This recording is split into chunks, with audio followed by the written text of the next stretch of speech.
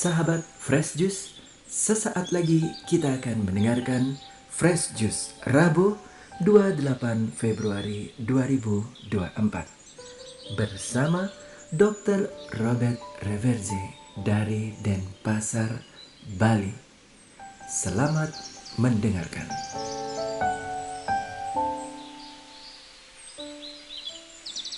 Dalam nama Bapa dan Putra dan Roh Kudus. Amin. Shalom, saudara dan saudariku terkasih dalam Kristus.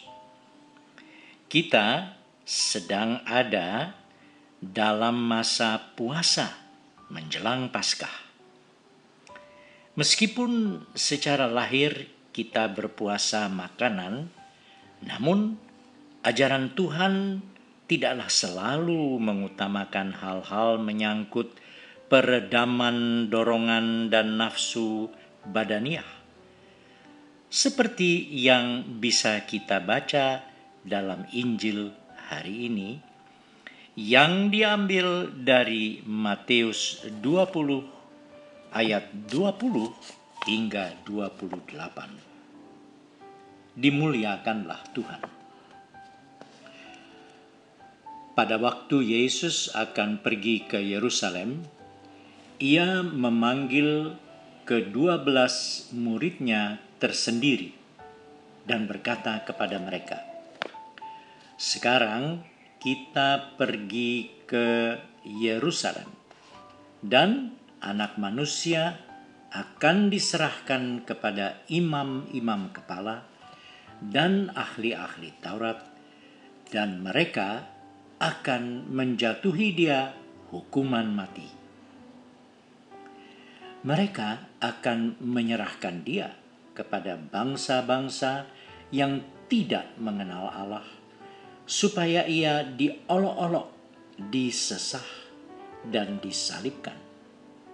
Tetapi pada hari ketiga ia akan dibangkitkan."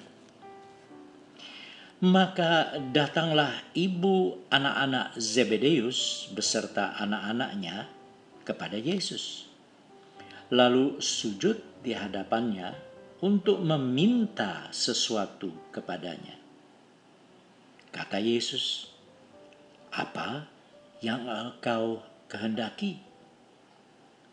Jawab ibu itu, "Berilah perintah supaya kedua anakku ini kelak boleh duduk di dalam kerajaanmu, yang seorang di sebelah kananmu dan yang seorang lagi di sebelah kirimu." Tetapi Yesus menjawab, "Kamu tidak tahu apa yang kamu minta. Dapatkah kamu meminum cawan yang harus kuminum?" Kata mereka kepadanya, "Kami dapat." Yesus berkata kepada mereka, "Cawanku memang akan kamu minum, tetapi hal duduk di sebelah kananku atau di sebelah kiriku, aku tidak berhak memberikannya. Itu akan diberikan kepada orang-orang bagi siapa Bapakku telah menyediakannya." Mendengar itu, marahlah ke-10 murid yang lain kepada kedua saudara itu. Tetapi Yesus memanggil mereka lalu berkata, "Kamu tahu bahwa pemerintah bangsa-bangsa memerintah rakyatnya dengan tangan besi, dan pembesar-pembesar menjalankan kuasanya dengan keras atas mereka. Tidaklah demikian di antara kamu.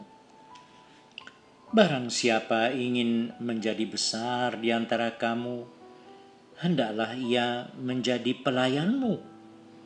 Dan barang siapa ingin menjadi terkemuka di antaramu, hendaklah ia menjadi hambamu. Sama seperti Anak Manusia, ia datang bukan untuk dilayani, melainkan untuk melayani dan untuk memberikan nyawanya menjadi tebusan bagi banyak orang. Demikianlah sabda Tuhan. Terpujilah Kristus. Rupanya rasul-rasul Yohanes dan Yakobus yang disertai ibu mereka tidak terlalu kepingin tahu tentang hal ihwal jalan salib yang akan dihadapi Yesus. Mereka lebih kepingin dan fokus kepada keadaan di mana Yesus nanti sudah mulia di kerajaan Allah. Bahkan mereka sudah pesan tempat untuk mendapat posisi terbaik dan terluhur. Mereka bertiga ini pikirannya sudah dikuasai habis-habisan oleh yang namanya ambisi. Dan ambisi bisa membuat orang menjadi tidak peduli. Ambisi dapat merusak orang sehingga bisa menjadi manusia yang serakah terhadap kepada kedudukan dan jabatan. Ambisi bisa membuat manusia tidak pernah puas. Kalau ia naik kedudukannya setingkat, tidak lama kemudian dia sudah memandang dengan rakus dan lapar akan tingkat di atasnya, dan seterusnya. Tuhan Yesus mendeteksi kerakusan akan kedudukan tinggi yang ada pada 3 orang ini. Apa yang lalu Yesus lakukan? Saudara-saudariku sesama kekasih Kristus, Yesus tidak membentak atau menghardik ketiganya. Ia malah bertanya dan bertanya jawab dengan lembut dengan mereka. Yesus juga mulai menyiapkan mereka akan akibat dan konsekuensi dari menjadi pengikutnya. Ajaran Yesus yang paling mengena ialah jangan terlalu memandang kehormatan-kehormatan apa saja yang bisa dicapai di dunia ini. Sebab rupanya di surga orang mendapat upah dan kedudukan bukan karena pernah hebat dan berkuasa di atas bumi ini, melainkan kedudukan tinggi di surga hanya akan diberikan kepada mereka yang di atas bumi ini mau dan berusaha menjadi pelayan bagi sesamanya.